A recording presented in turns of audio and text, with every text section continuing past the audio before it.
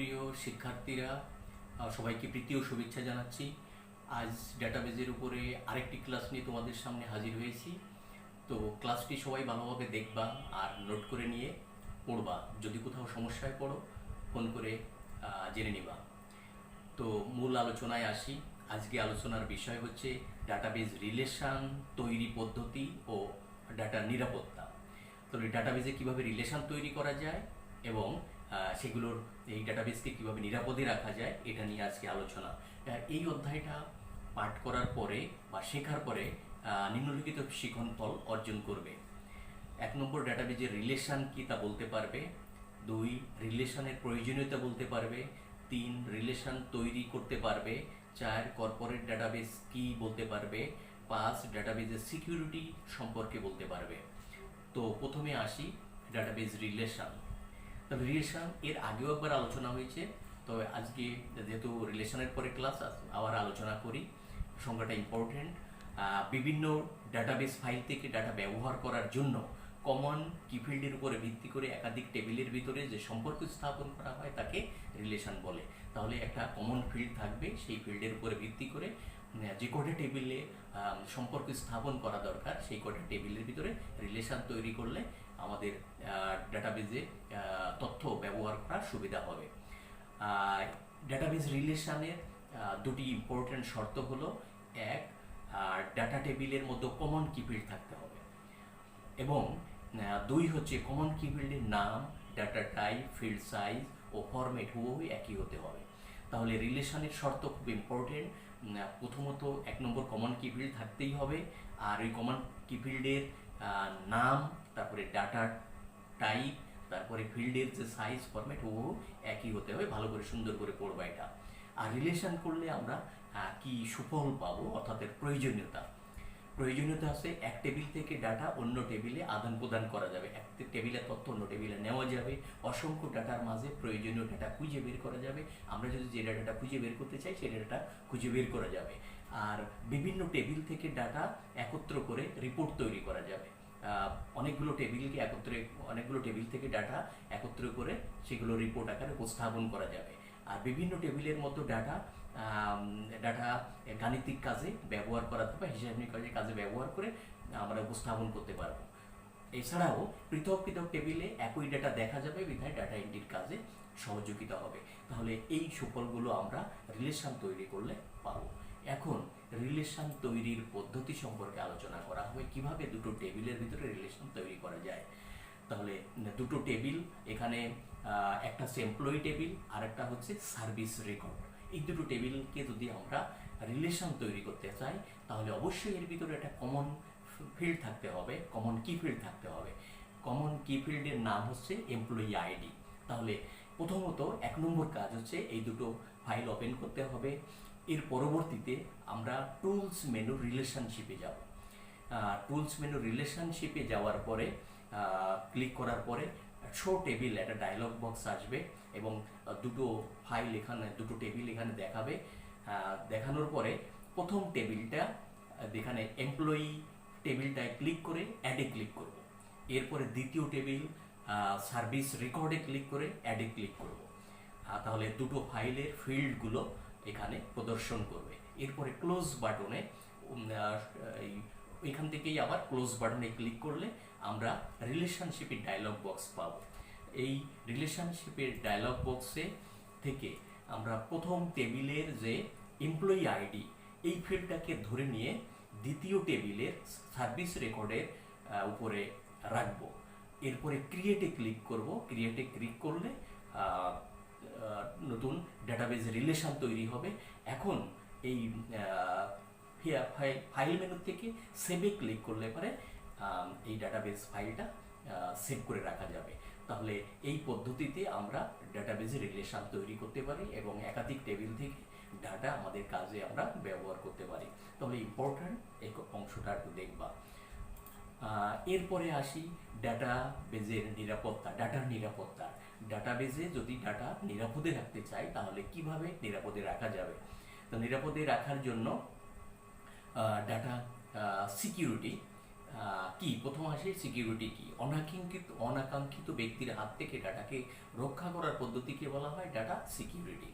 Data security কয়েকভাবেই দেওয়া যায়, তার ভিতরে ইম্পর্ট্যান্ট দুটো নিম্নে বলা হলো। প্রথম হচ্ছে সিস্টেম সিকিউরিটির দিকে খেয়াল করতে হয়, ডাটা সিকিউরিটির দিকে খেয়াল করতে হয়। সিস্টেম সিকিউরিটির এই অংশে দেখা হয় যে ব্যবহারকারীর নাম, পাসওয়ার্ড ঠিক আছে কিনা, পাসওয়ার্ডে কোনো ভুল ত্রুটি আছে কিনা, সহজ আছে কিনা, একটু কমপ্লেক্স টাইপের পাসওয়ার্ড দেওয়া, আর এর জন্য বরাদ্দকৃত জায়গাটা সঠিক আছে কিনা এগুলো চেক করা হয়। আর ডাটা সিকিউরিটি অংশে দেখা হয় যে অনুমোদিত নয় এমন ব্যক্তি যেন ডাটা ব্যবহার না করে। রিসোর্স ব্যবহার নিয়ন্ত্রণ করা হয়। রিসোর্স মানে যে ফাইলগুলো তৈরি করা হলো এই ফাইলগুলো যেন অনির্ধারিত ব্যক্তি বা অবৈধ ব্যক্তি যেন ব্যবহার না করে সেদিকে খেয়াল রাখা হয়। এরপরে ডিস্কের ব্যবহার নিয়ন্ত্রণ করা হয়, অর্থাৎ পেন ড্রাইভ, সিডি, ডিভিডি এগুলো যেন সচরাচর ব্যবহার না করে, অবৈধ ব্যবহারকারী ব্যবহার না করে সেদিকে খেয়াল করতে হয়। এছাড়া ব্যবহারকারীর কর্মতৎপরতা নিয়ন্ত্রণ করা হয়। ব্যবহারকারী যেটুকু কাজ করার কথা তার বাইরে যেন কোনো কাজ না করে সেদিকে খেয়াল রাখতে হয়। এই বিষয়গুলো খেয়াল রাখতে হয়। এছাড়াও ডাটা নিরাপত্তার জন্য আরও কিছু বিষয় দেখা হয়, যেটাকে বলা হয় ডাটা এনক্রিপশন। তবে এনক্রিপশন আর একটা পদ্ধতি যার মাধ্যমে ডাটাকে অবৈধ ব্যক্তির হাত থেকে নিয়ন্ত্রণ করা যায়, নিরাপদে রাখা যায়। তাহলে ডাটা এনক্রিপশন কি, ভেরি ভেরি ইম্পর্টেন্ট প্রশ্ন। ডাটা এনক্রিপশন ডাটার নিরাপত্তা নিশ্চিত করার জন্য প্লেইন টেক্সটকে সাইফার টেক্সটে রূপান্তর করাকে বলা হয় ডাটা এনক্রিপশন। এখন এখান থেকে জানতে হবে প্লেইন টেক্সট কি এবং সাইফার টেক্সট কি। তাহলে নিচেই আমরা সেগুলো নিয়ে আলোচনা করছি। তাহলে ডাটা এনক্রিপশনের চারটে প্রধান অংশ হচ্ছে ক প্লেইন টেক্সট, খ সাইফার টেক্সট, গ এনক্রিপশন অ্যালগোরিদম, ঘ এনক্রিপশন কি। তাহলে প্রথম আসি প্লেইন টেক্সট। প্লেইন টেক্সট হচ্ছে এনক্রিপশন করার পূর্বে যে ডকুমেন্টে তথ্য মানুষের পাঠযোগ্য থাকে সেটাকে বলা হয় প্লেইন টেক্সট। মানে প্রথমেই যে ডকুমেন্টটা তৈরি করা হয় এখানে ডাটাগুলো মানুষ বুঝতে পারে, সেই টেক্সটটাকে বলা হয়, সেই ডাটাকে অথবা সেই ডকুমেন্টকে বলা হয় প্লেইন টেক্সট। এরপরে ডাটা যেন অবৈধ ব্যবহারকারী বা হ্যাকার যাতে এটা নষ্ট না করতে পারে, নিয়ে যেতে না পারে, তার জন্য ডাটাকে পরিবর্তন করে দেওয়া হয়। তাহলে এই পরিবর্তনকে বলা হয় সাইফার টেক্সট। তাহলে সাইফার টেক্সটের সংজ্ঞাটা হলো এনক্রিপ্ট করার পরে যে ডকুমেন্টের তথ্য মানুষের পাঠযোগ্য থাকে না তাকে বলা হয় সাইফার টেক্সট। তাহলে সাইফার টেক্সট করলে পারে অবৈধ ব্যবহারকারী বা যারা ডাটা চুরি করে এরা এই তথ্য জানতে পারে না, বুঝতে পারে না এবং ডাটা নিরাপদে থাকে। তাহলে আমাদের পরবর্তী আইটেম হচ্ছে এনক্রিপশন অ্যালগোরিদম। তাহলে এনক্রিপশন অ্যালগোরিদম হচ্ছে যে গাণিতিক ফর্মুলা ব্যবহার করে প্লেন টেক্সটকে সাইফার টেক্সটে অথবা সাইফার টেক্সটকে প্লেন টেক্সটে রূপান্তর করা হয় সেটাকে বলা হয় এনক্রিপশন অ্যালগোরিদম। অ্যালগোরিদমের মাধ্যমেই আমরা প্লেন টেক্সটে সাইফার টেক্সটে রূপান্তর, সাইফার টেক্সটে প্লেন টেক্সটে রূপান্তর করা হয়। আর লাস্ট আইটেম হচ্ছে এনক্রিপশন কি। তাহলে যে সংকেতের সাহায্যে এনক্রিপ্ট বা ডিসক্রিপ্ট করা হয়, তাহলে একটা সংকেত ব্যবহার করা হয় যে সংকেতের সাহায্যে এনক্রিপ্ট এবং ডিসক্রিপ্ট করে ডাটা বৈধ ব্যবহারকারীরা ব্যবহার করেন, সেই সংকেতকে বলা হয় এনক্রিপশন কি।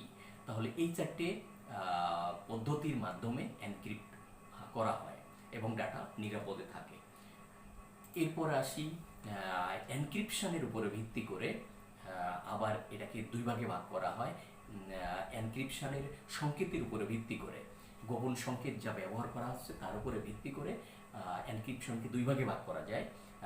এই ভাগগুলো জ্ঞানমূলক প্রশ্নে থাকবে, একটু দেখবা। প্রথম হচ্ছে গোপন কি এনক্রিপশন বা সিমেট্রিক এনক্রিপশন। যখন প্রেরক এবং প্রাপক প্রান্তে ডাটা এনক্রিপ্ট এবং ডিসক্রিপ্ট করার জন্য একই শেয়ার্ড কি ব্যবহার করা হয়, অর্থাৎ প্রেরক প্রান্তে যে নাম্বার, যে সংকেত ব্যবহার করা হবে প্রাপক প্রান্তে সেই সংকেত ব্যবহার করলে এটাকে বলা হয় গোপন কি এনক্রিপশন বা সিমেট্রিক এনক্রিপশন। আর প্রেরক প্রান্তে একটা সংকেত এবং প্রাপক প্রান্তে আরেকটা সংকেত ব্যবহার করলে পারে এটাকে বলা হয় পাবলিক কি এনক্রিপশন বা অ্যাসিমেট্রিক এনক্রিপশন। নিচে একটা চিত্র সহকারে দেখানো হলো। প্রথমে হচ্ছে একটা প্লেন টেক্সটকে একটা সংকেতের সাহায্যে প্রেরক প্রান্তে এটাকে এনক্রিপ্ট করা হলো, এনক্রিপ্ট করে পাঠিয়ে দেওয়া হলো।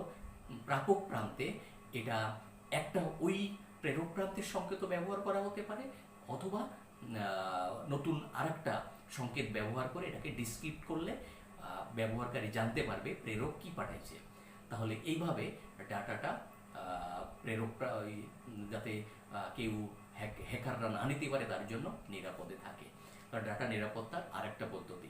এখন আসি ডাটার নিরাপত্তা বিধানের জন্য যে এনক্রিপশন পদ্ধতি ব্যবহার করা হয় এর প্রকারভেদ। তাহলে এনক্রিপশন পদ্ধতিকে নিম্নলিখিত 3 ভাগে ভাগ করা যায়। একটা হচ্ছে সিজার কোড, খতে হচ্ছে ডাটা এনক্রিপশন স্ট্যান্ডার্ড, গ হচ্ছে ইন্টারন্যাশনাল ডাটা এনক্রিপশন অ্যালগোরিদম। এখন সিজার কোড কি?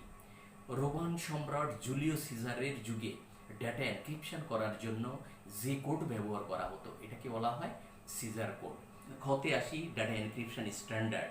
American National Bureau of Standard অর্থাৎ এনবিএস কর্তৃক যে এনক্রিপশন পদ্ধতি চালু করা হয় তাকে বলা হয় ডাটা এনক্রিপশন স্ট্যান্ডার্ড। এছাড়াও ইন্টারন্যাশনাল ডাটা এনক্রিপশন অ্যালগোরিদম হচ্ছে যে পদ্ধতিতে 128 বিটের কি ব্যবহার করে ডাটা এনক্রিপশন করা হয় তাকে বলা হয় ইন্টারন্যাশনাল ডাটা এনক্রিপশন অ্যালগোরিদম। এই 3 ধরনের এনক্রিপশন পদ্ধতি ব্যবহার হয়। এর পরবর্তীতে আসি কর্পোরেট ডাটাবেস। কর্পোরেট ডাটাবেস বর্তমানে ব্যাপকভাবে ব্যবহার হচ্ছে। সংজ্ঞাটা ইম্পর্টেন্ট, জ্ঞানমূলক সংজ্ঞায় থাকবে, জ্ঞানমূলক প্রশ্নে থাকবে, প্রশ্নটা ভালোভাবে দেখবা। কারণ কর্পোরেট ডাটাবেস হচ্ছে সরকারি বেসরকারি প্রতিষ্ঠান তাদের শাখা অফিসকে নিয়ন্ত্রণ করার জন্য তাদের কম্পিউটারে বা তাদের সার্ভারে এক ধরনের ডাটাবেস ব্যবহার করে। এই ডাটাবেসকে বলা হয় কর্পোরেট ডাটাবেস। এবং এর মাধ্যমে এই কর্পোরেট ডাটাবেসের মাধ্যমে শাখা অফিসগুলোর বর্তমান অবস্থা প্রধান অফিস জানতে পারে বা কেন্দ্রীয় অফিস জানতে পারে। বর্তমানে এই পদ্ধতি ব্যবহার করে বিভিন্ন অফিসের কাজগুলো সঠিকভাবে পরিচালিত হয়। তো আজকের আলোচনা এটা এই পর্যন্তই ছিল। তাহলে এখান থেকে তোমাদের বাড়ির কাজ করবে, ডাটাবেস রিলেশন কি এটা পড়বা, সংজ্ঞাটা দেখবা, এরপরে হচ্ছে রিলেশনের প্রয়োজনীয়তা পড়বা, রিলেশন কিভাবে তৈরি করা যায় এটা দেখবা, তারপরে কর্পোরেট ডাটাবেস কি এটা পড়বা, এরপরে ডাটাবেসের সিকিউরিটি সম্পর্কে পড়বা। তো সবাই ভালোভাবে এই অংশটা নোট করে পড়বা এবং সবার সুস্বাস্থ্য কামনা করে আজকের ক্লাস এই পর্যন্ত। সবাইকে ধন্যবাদ।